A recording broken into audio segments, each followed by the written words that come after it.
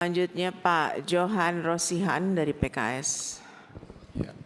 Assalamualaikum warahmatullahi wabarakatuh.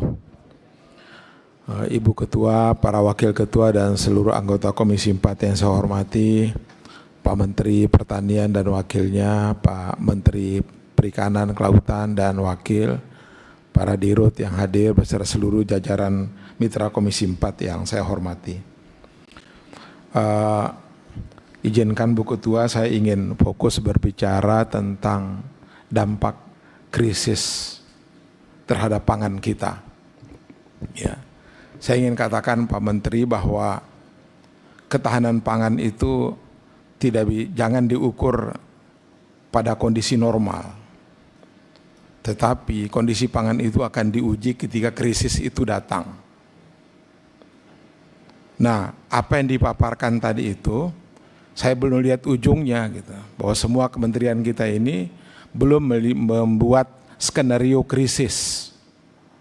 Tadi sudah disampaikan, di awal kita akui bahwa ada perang. Ya, ada perang di Iran, Israel itu, dan itu mempengaruhi pangan dunia. Maka menurut saya mustahil sekali kalau pangan nasional kita tidak terpengaruh. Yang pertama bahwa neraca pangan kita digambarkan surplus dan stok beras kita kuat. Tetapi mari kita elaborasi lebih dalam. Apa yang membuat neraca pangan kita surplus? Apa isinya? Kedelai impor 25 juta ton. Kita hanya bisa produksi 300. Gandum 100% impor. Susu defisit 3-4 juta ton. Pakan ikan 89% itu dari impor. Daging 30-40% itu impor. Yang ingin saya katakan bahwa surplus pangan kita itu sangat tergantung dari kondisi global. Artinya ketika kondisi pangan global itu terganggu, maka pasti pangan kita terganggu. Nah, apakah aman yang kita sebut ini, ya? Sebut ini kita bergantung kepada ini. Saya ingin katakan mungkin kita dari neraca ini tidak tergambar krisis kita, tapi angka ketergantungan kita itu sangat tinggi. Karenanya mau tidak mau Pak Menteri yang saya hormati, Bu Ketua yang saya hormati, kita harus membuat skenario krisis. Dari paparan tadi saya tidak melihat sense of crisis dari Kementerian baik Pertanian maupun dari KKP maupun para dirut yang ada. Tidak ada yang bisa memproduksi yang bisa memprediksi perang ini, Pak. Pak Menteri tadi sudah akui bahwa BBM aman, tapi ada disclaimer-nya sampai bulan Juni. Siapa yang bisa pastikan bulan Juni itu perang ini selesai? Nah, karena itu dalam perencanaan saya pikir kita harus buat beberapa skenario. 1-2 bulan perang ini selesai, 3-4 atau termasuk apa yang disampaikan oleh Pak Menteri tadi soal kita mau transisi dari BBM, solar misalnya ke metanol. Pertanyaan saya, kita butuh berapa waktu untuk menyiapkan pabrik-pabrik ini? Ya, saya paling tidak 3-10 tahun ke depan. Jadi ini rencana jangka menengah, jangka panjang oke, Bu. Tapi untuk jangka pendek, Pak, ya 6 bulan sampai 1 tahun ke depan.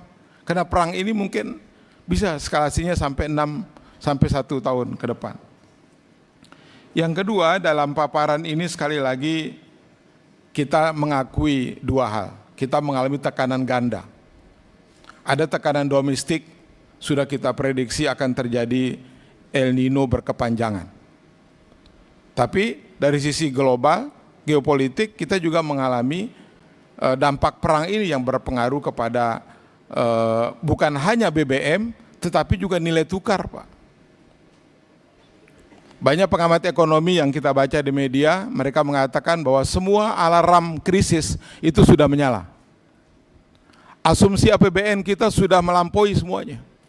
Ya. Harga minyak yang diasumsi kita $70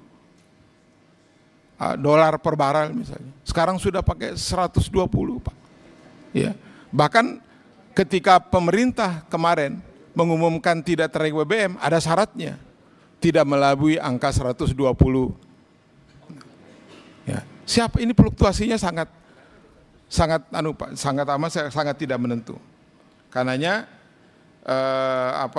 menurut saya sekali lagi perlu dibuat skenario. Kita harus pastikan bahwa pengamanan pupuk nasional, subsidi, bagaimana bentuk tambahannya, pengendalian logistik kita bagaimana. Nah, yang terakhir Bu Ketua, yang ketiga, stok kita digambarkan cukup surplus bagus.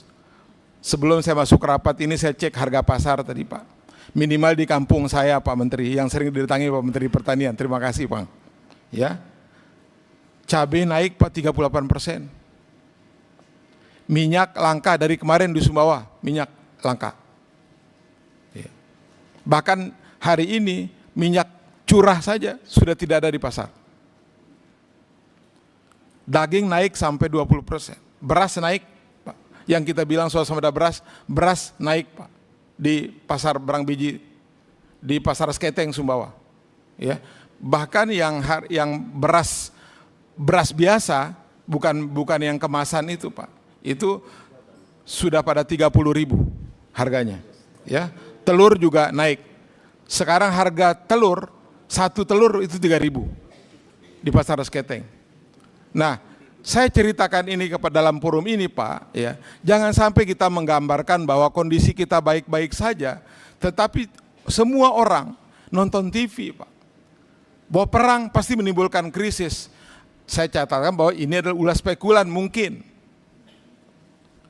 Karena menurut saya tidak cukup stok itu hanya bagus di kertas, di data-data ini, tapi di lapangan kita tidak bisa kontrol. Karena itu Satgas mungkin perlu Nah karena itu kalau kita ingin membuat skenario krisis Pak, saran saya adalah tidak butuh hanya koordinasi, yang dibutuh itu adalah komando. Pertanyaan adalah siapa komando ketahanan pangan kita di dalam krisis ini, siapa yang kasih perintah? Nah, jangan berlindung di amanat presiden. Amanat presiden tadi sudah disebutkan 1, 2, 3, semua menteri dan direktur sudah, oh amanat presidennya begini-begini. Langkah konkretnya di pangan bagaimana? Jangan sampai ketika kita terus menyampaikan amanat presiden, nanti ketika harga telur naik, itu presiden kita salahkan. Padahal para pembantu presiden tidak membuat langkah-langkah yang konkret bagaimana mengamankan amanat presiden itu. Karena itu di ujung Bu Ketua saya menyarankan agar kita Komisi 4 meminta kepada kementerian ini untuk membuat skenario krisis bagaimana menjaga ketahanan pangan nasional kita. Terima kasih. Assalamualaikum warahmatullahi wabarakatuh.